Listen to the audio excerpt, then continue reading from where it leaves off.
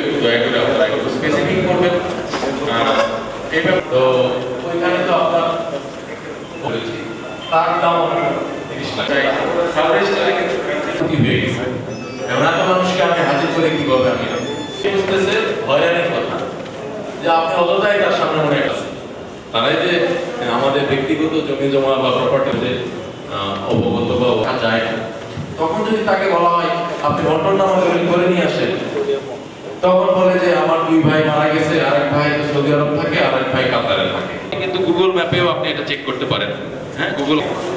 তো দেখা গেছে এটা তো একটা মানে আমি বলবো যে সেবার চিন্তা দিয়ে যদি আমার কাজ করতে আমার মনে হয় যে আর যে দলিলের বর্ণনাটা এইরকম একটা জায়গাতে ওই গর্ভের নয় কত যদি আপনি জানবেন আপনার প্রতিদিন আমরা কিন্তু এসিল্যান্ড অবস্থায় এগুলো এই বহল একজনকে পাঠিয়ে দিলেন তুমি যাও যে একটু ছবি উঠাই নিয়ে মানে পরিণতিটা আবার ভূমি অফিসে চলে আসে কারেকশনের জন্য, অন্যভাবে নিয়ে না। আমি মহানগরে একটু দয়া করে আপনারা একটু স্পেসিফিক করবেন। এই ব্যাপারে